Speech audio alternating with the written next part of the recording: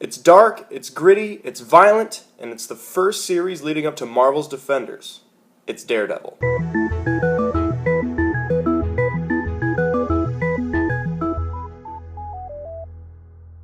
Hello and welcome to All Things Awesome, where we tell you what we think is awesome and what we think isn't so much. I'm your host, Tanner Martin, and today we're going to review Daredevil. And no, not the older Ben Affleck abomination Daredevil. I mean the new good one that is on Netflix. So you might be asking yourself, who is Daredevil? Well, Daredevil is a Marvel Comics character who just had a show released on Netflix.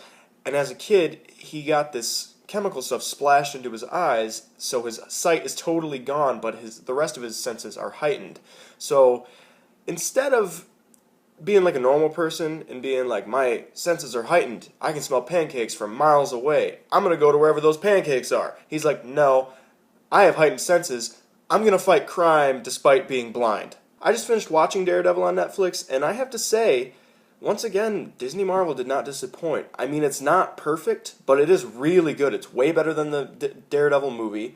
It's a lot better than a lot of the TV shows that are on right now. It's really good. But as I said, it isn't perfect. The cinematography could have been a lot better. In a lot of spots, it looks like a student film. And as somebody who is going to be a student filmmaker, I'm going into film school, I can understand and appreciate a growth throughout a project.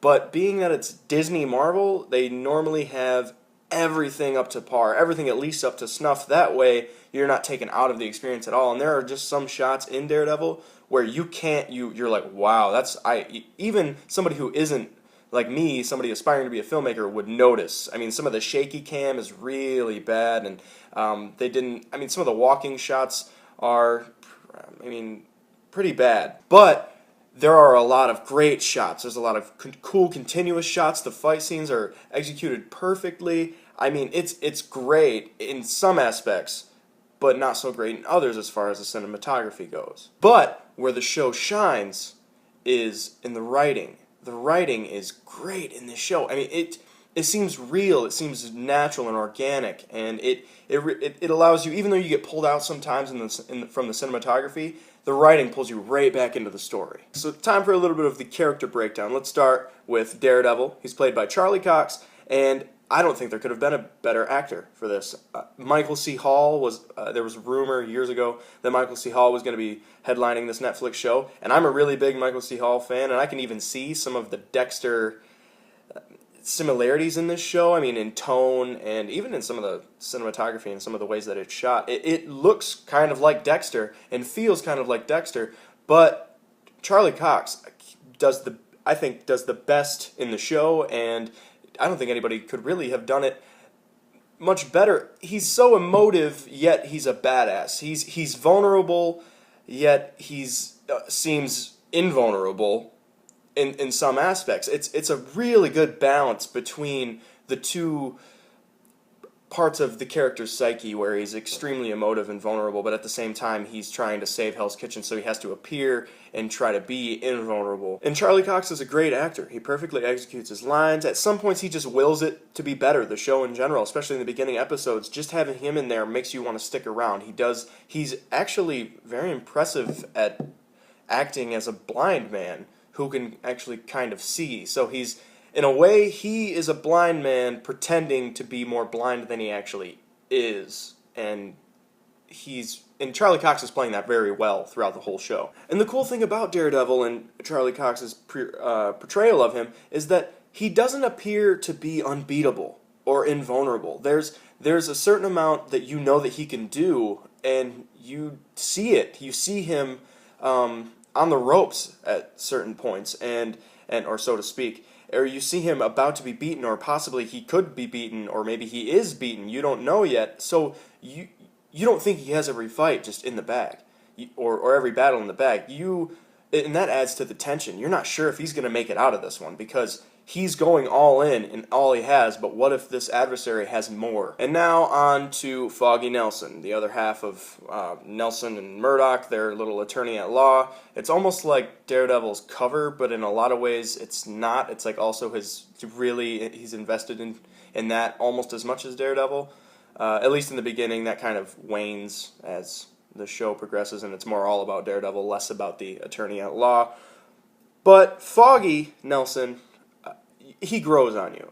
At first he's just a functional character. The actor, he says the lines. It works. It doesn't pull you too much out of it, but it's nothing spectacular. But he starts to shine. The actor who plays Foggy Nelson and the character Foggy Nelson itself really starts to shine after episode 8. He really starts to kind of be more of a force rather than just a character that's there to be the funny banter. And it's actually nice as the show begins to close. Everything is wrapped up into this. It's all of the talent starts to shine, and it's really good, and it's worth watching the whole thing. And on to Karen Page. She's the victim turned sort of detective in this. She starts out as the victim in like episode 1, and Daredevil saves her, and then she ends up becoming the detective for the whole one of the driving forces that is finding out who the main adversary is, which is Wilson Fisk. Also, not really a spoiler,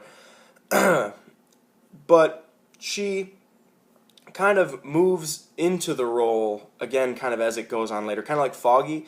She starts out kind of annoying, and then she just kind of moves forward and becomes very interesting, and something happens that makes her really interesting, and something that she kind of has to live with and sit with, and she tries to keep a secret from everybody. And that's one of the most interesting points of the show toward the end. The next main character I'm going to talk about is Claire. She is like the night nurse and the love interest sort of for Daredevil. She isn't in it a lot, but the actress who portrays her, and I think her name is Rosie Dawson. I might be wrong. If I'm wrong, just destroy what I call her in the comments and correct me. But I think her name is Rosie Dawson, and she's a great actress, and she portrays this role great. She's the first person to really interact with Daredevil, not Matt Murdock, Daredevil on in like a human way. She fixes him up. Like I said, she becomes the night nurse, and which is really good to have in a show like this. To have a night nurse, to have somebody who's there to patch up the vigilante, because I'm sure if that wasn't in there, everyone would have wondered, how is a blind man stitching up his own back? That can't happen. So it's nice to see that Marvel is paying attention to things like that fans would call out immediately. And then there's Ben Urich, who is the more detective. He's a reporter, but he's kind of the one who has the experience and kind of takes Karen Page under his wing and starts to teach her how to not only be a detective, but to be safe while doing it and to watch her back. And he has a very interesting character and story arc as well. And I mean, all of the acting in this is great and all the writing in this is great, but he is especially good in the role, and the actor who portrays him, I can't think of his name, but Ben Urich is a great character, and I think he adds a lot to the show as far as the detective's side. And last, but certainly not least, is Wilson Fisk, the Kingpin, and he kind of starts out a little whiny. I'm not gonna lie. He got to me. I never thought to see Kingpin portrayed in that way, but as the show progresses, if you stick with it, you learn that it's kind of like an origin story of, and I know that scares people, but it's kind of like an origin story, sort of the Kingpin.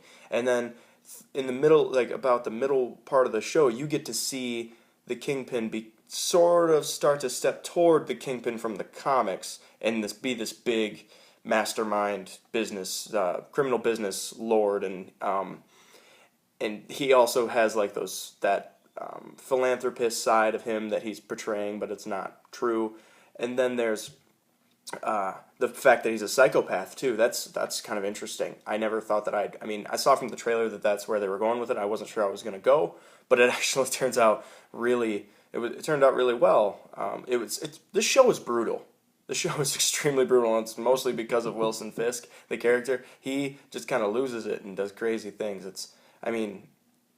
It's not for the lighthearted, I guess you could say. I mean, you're gonna see some of the stuff made me cringe. I was like, wow, but it's not the whole show.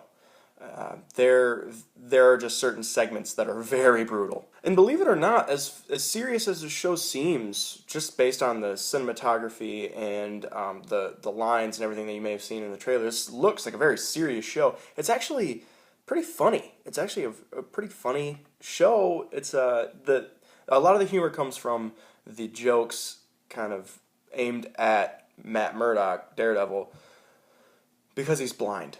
And it's not like making fun of him because he's blind. It's Foggy and Matt, who are friends, and they kind of just have this banter about him being blind, and a lot of them you can't help but laugh at. They're funny, and to see that they weren't afraid to go there, but they don't go way too far. That was kind of refreshing, and it added a lot of comedy to it. And then there's even some comedy with Matt as Daredevil, and there's a tussle with a Russian, and he just starts speaking. The Russians just start speaking Russian at him, and he's like, "Sorry, I don't speak, asshole." And the action in this is actually pretty incredible.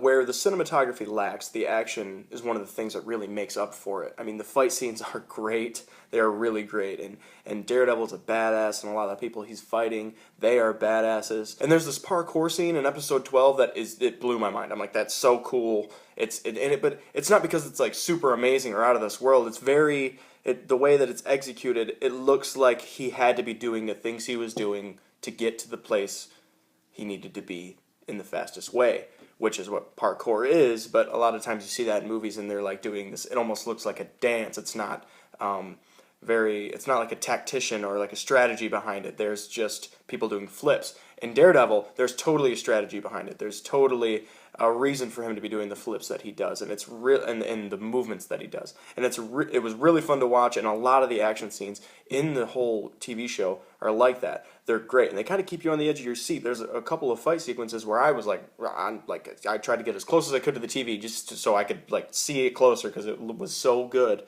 And there's a lot of and with the action, a lot of people might say it seems a lot like maybe Batman Begins or like something like The Dark Knight, the Nolan series, the Dark Knight trilogy, and even some of the music. It is very much like Batman, but the reason is the Netflix series draws heavily off of the Frank Miller run of Daredevil, who also did Dark Knight Returns for DC. So that's why there's that similarity. It's not like Marvel is just copying DC for the sake of copying DC. It's that both DC and Marvel are drawing from the same author who worked on two separate characters but did a similar story arc for them.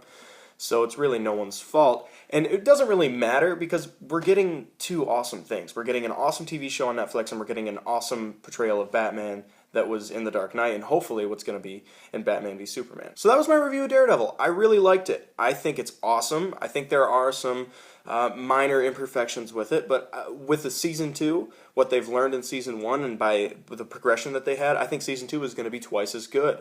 And this really gives me hope for the Defenders. I'm so excited for the Defenders. It's going to be really good, and I'm interested to see how they'll loop everything in. What if Agent Coulson kind of comes in and puts the Defenders together like Nick Fury did with the Avengers? It'll be really interesting to see what they do. That probably won't happen, but it'd be really cool if it did. I'm really interested to see what they'll do with it. Daredevil was a great way to start. I might even rewatch it. It's really good, and I think everybody, if you can stomach some of the brutal scenes, I think you should definitely check this out. It's really good. It's a darker tone than the Marvel movies, and I highly recommend everyone check it out. So this was All Things Awesome. I'm so glad that you stumbled upon this video, and I hope you watched the whole thing, and I hope you leave some comments below and tell me what you think about it. I'm Tanner Martin, your host, and if you want to watch more All Things Awesome videos, just wait until directly after this word.